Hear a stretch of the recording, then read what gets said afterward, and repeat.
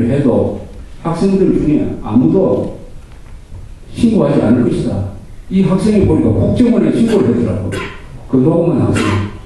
근데 국정원에서 그 경찰 한번 해보시오 하고 또 어느 신문사에 투고를 했더니 신문사에서도 안 실어주고 해가지고 녹음을 올린 거예요. 녹음을. 이 분위기라는 것은 눈에 안 보입니다. 분위기라는 것은 안개와 같은 거예요. 분위기가 손에 잡힙니까? 그런데 사람들이 느끼는 거예요. 심리로.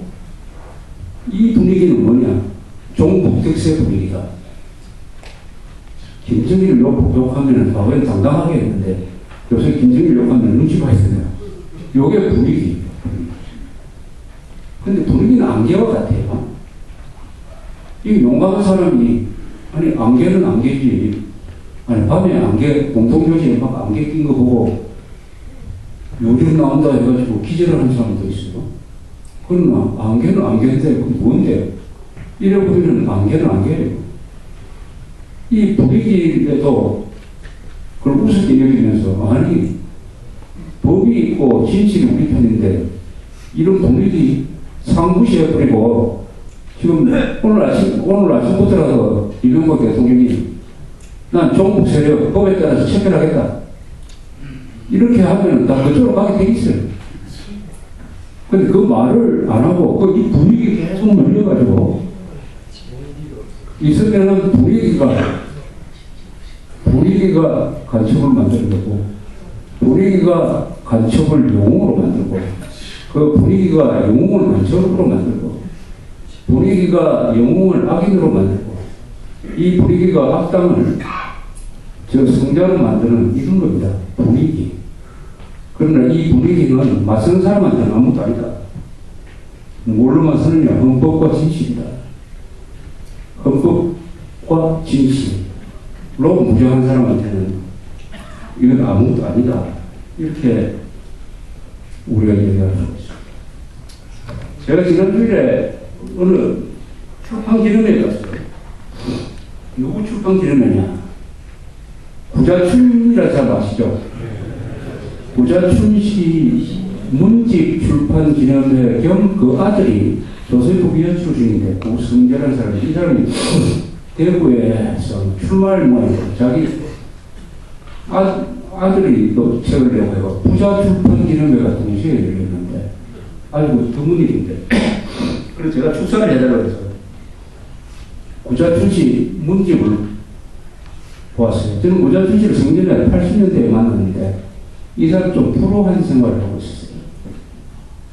신군부가 득세할 때 조금 이렇게 됐는데 그때 취재가 잘 안 됐는데 그 문집을 읽어보니까 아 이런 사람이 있었구나 하고 저도 세상 이분이 육사 출신은 아닌데 포병장교 출신으로서 5월 16일 날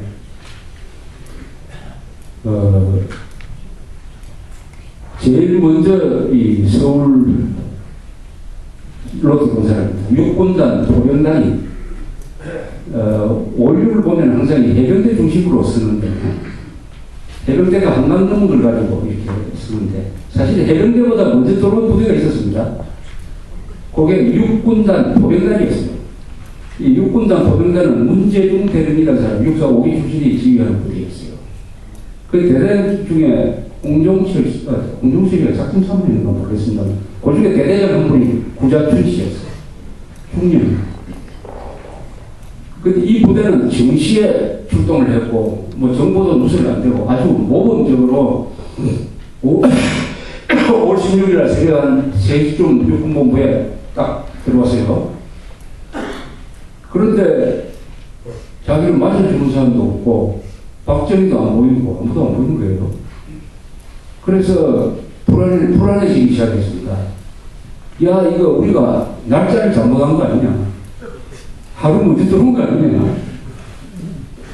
이렇게 하던지, 아니, 거기 대대장 한 사람인데, 이 사람 29살인데, 충남 소경국장이었습니다. 29살. 그 다음에 서울시경국장. 그 다음에 서울시경국장, 서울시경국장, 그 다음에 수산청장, 경북도지사, 서울시장 4년, 그 다음에 내무장관 이렇게 있어요.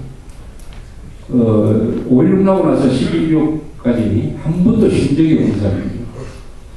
그런 사람이 우리 몇 사람 있습니다. 몇 사람 많지는 않습니다.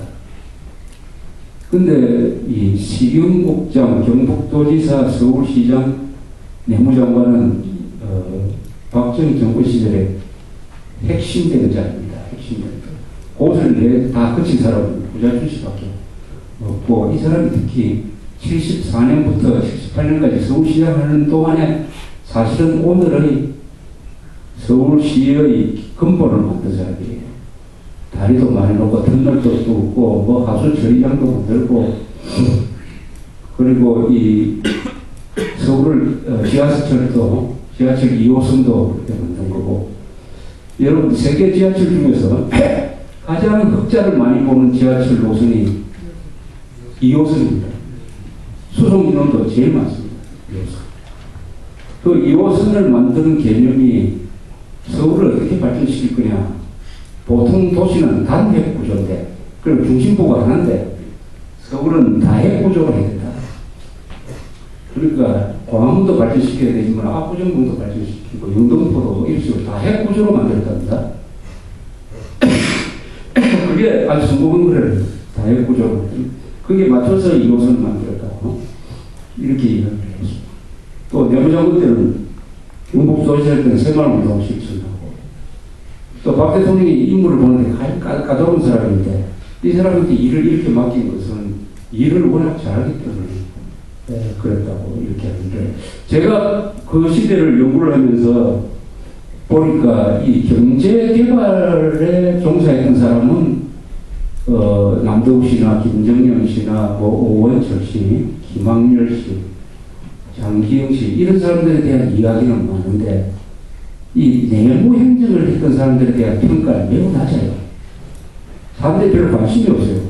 그런데 구자준 씨를 아마 이야기 들어보니까, 이게 내부 행정을 한 사람들이 사람의 생활을 바꿔놓은 사람들이구나.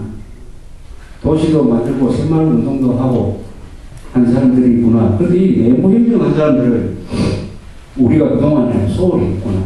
이 구자춘 씨 같은 사람을 우리 사람들이 모를 정도로 이렇게 좀 등한시했구나 하는 생각을 했습니다.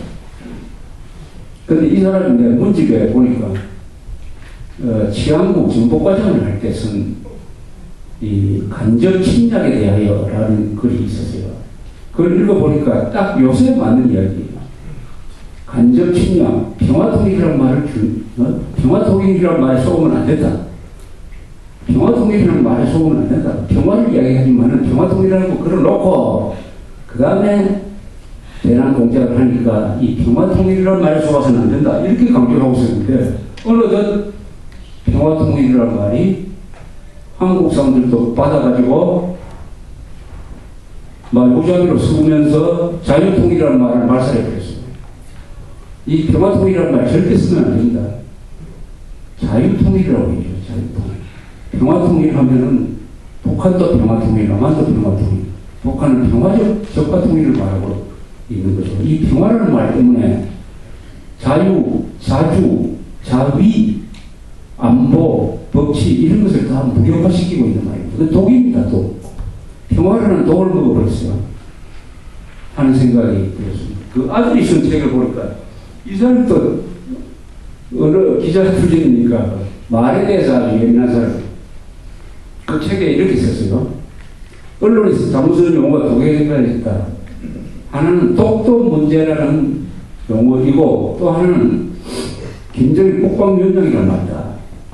우리 흔히 독도 문제 한다. 사실은 독도 문제가 아니죠.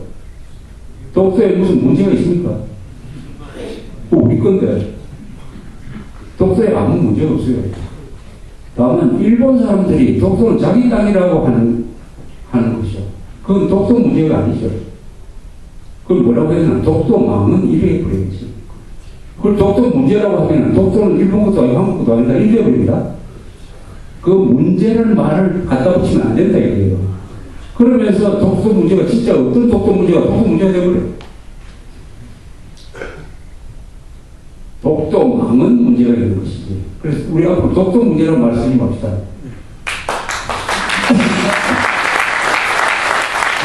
국방위원장이라는 말을 해서는 안 된다면서 이 사람이 구성대 기자가 내놓은 대안이 아주 재밌어요. 국방위원장이라는 말을 써서는 안 되고 굳이 써야 될 것 같으면 북한 노동당 총비서라고 해야 된다. 꼭 써야 될 경우가 있다면 국방위원장 총비서다. 그게 아주 맞는 말 같아요. 저는 무조건 써서는 안 된다는 이야기지만 불가피하게 써야 될 경우가 있어요. 그때는 북한 노동당 총비서라고 하는 게 맞아요. 왜 맞습니까? 북한이라는 말이 있기 때문에 북한은 우리의 영토라는 것이 분명하게 적혀 있습니다. 우리식 용어예요. 그러니까 총비서는 사실은 당의 총비서로서 국방위원장을 겸하니까 저렇게 힘이 생깁니다. 힘은 어디서 나오느냐? 당연히 총비서에서 나오는 거예요. 사실에서도 정확합니다. 그러나 총비서라는 직함은 지금 왕도 갖다 붙이는 건데 국방위원장이라고 하면 나라국이라는 말을 도둑질을 가서 쓰기 때문에 그것은 허용할 수 없는 거예요. 그래서 김정일 북한 노동 총비서 김정일, 그 다음에는 김정일 하지 계속 위원장 말 붙이지 말자. 이 두 개의 말을 들으면서 바로 오늘 종북 문제를 생각한 것입니다. 이 종북 문제를 해결하는 것은 용어로 사는 것입니다. 용어를 바꾸는 것입니다. 우리가 쓰는 용어를 바꾸는 것입니다. 진보를 좌익으로 바꾸고 평화통일을 자유통일로 바꾸는 것입니다. 김정일을 국방위원장이라는 이름을 떼는 것입니다. 여러분 여기까지 한 20개 정도 되는 용어를 바꿔서 우리식 용어로 쓰기 시작하고 많은 사람들이 보게 따라오고 하면은 종북 세력을 제압하는데 바로 그 급소를 칠 수가 있는 것입니다. 거짓말을 감추는 사회에서는 진실을 말하는 게 혁명이다. 이렇게 이야기했습니다. 바로 거짓말이 판치는 종북 득세 시대에 진실을 말하는 사람들이 진정한 혁명가입니다. 진실을 말하는 게. 우리가 여기 계신 분들이 다 그 진실을 말하고 싶은 사람들이니까 우리가 진정한 혁명가다. 북한은 수구, 반동 세력이다. 그 뜻을 이 용어에 담아야 된다. 용어에. 그러니까 의지력이 중요한 것이다. 사람은 의지력만큼 출세한다. 그 나라도 국어 실력만큼 출세한다. 성공할 수 있다. 이렇게 말씀드리면서 오늘 끝내겠습니다. 감사합니다.